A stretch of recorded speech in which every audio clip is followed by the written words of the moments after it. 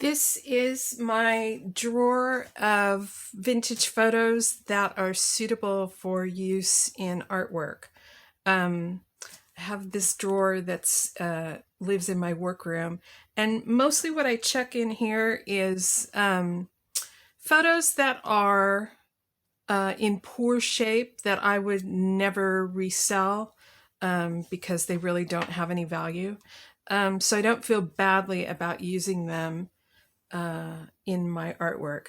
I have a very large Rubbermaid tub in the other room of photos that are in really good shape, and I'm starting to sell those off now because I just don't have any use for them now that we're so digital. And I'm pretty good at recreating stuff like this effectively with a digital photo, so I don't need to keep the real thing anymore. Anyway, I thought I would go through quickly the 4 types of stuff that I have in here and then show you some of the photos that I pulled out for my book project. So, starting with the oldest, these are carte de visite. They started in France in, I think, the 1840s, and they were popular all over the world until about 1870. They're roughly business card sized. They're sized to tuck into a pocket or a handbag, and these were exchanged between family members and friends, and you could actually carry a photo of your sweetheart in your pocket. And this was really the first time that photography allowed that in a way that wasn't cumbersome. Before this, there were other types of photography, but they required a hard case to hold the photo. So they were a little bit clumsy. These are very lightweight. You can carry a bunch of them if you have a bunch of sweeties. So in the 1870s, carte de visite fell out of favor, and cabinet cards came into being. These are the larger version of these. They're often very pretty on the backside. They're designed to prop up on a sideboard or tuck into a glass front cabinet. And these were popular, right up into the beginning of the 20th century. And true cabinet cards are kind of rigid. They have a very hard backing. You'll see photographs that are large, like this. Oh, I don't think I have one. There are some that are large like this that are not rigid, and those aren't cabinet cards. So roughly 1870s through turn of the century. Then we have these, which are real photo postcards, or RPCs. And they generally have a postcard back on them. And these were popular in around the turn of the century through maybe the 1930s. This one is from the 30s. And you could prop these up like a cabinet card in a cabinet, or you could tuck them in your pocket, or you could mail them to your friends. So these were an even easier way to share photography with people that you knew and loved. And there's also a genre of these that are naughty. They're risque photos. There's thousands of them on eBay. It was a way to share naughty photos before there were before there was Playboy or Esquire.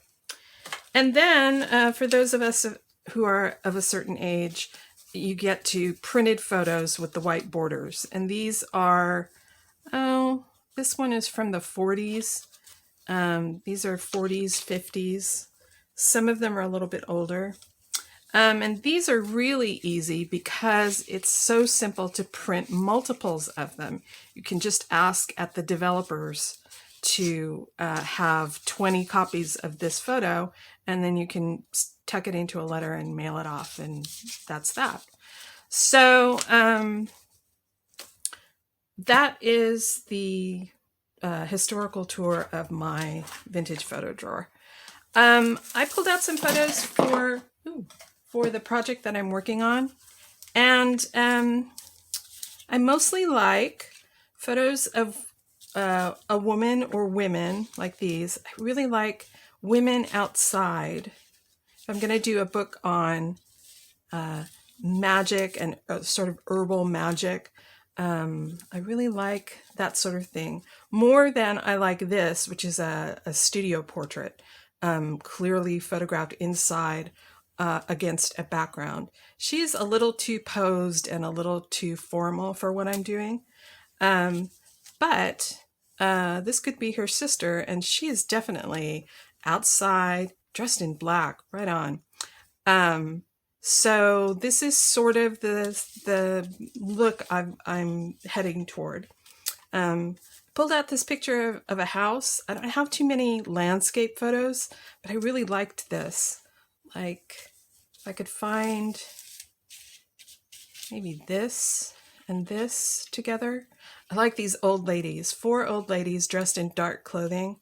That looks like the beginning of a coven to me. And then these ladies, these are the same ladies, probably photographed right after each other, but the pose is slightly different. That kind of appeals to me. 3 generations of women, 2 of whom are dressed in dark colors. Kind of like that idea. So that's kind of the general direction I'm heading. And what I usually do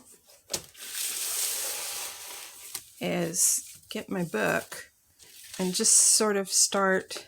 See, I think that's probably too big. So she goes in the pile with the formal lady. That could maybe work.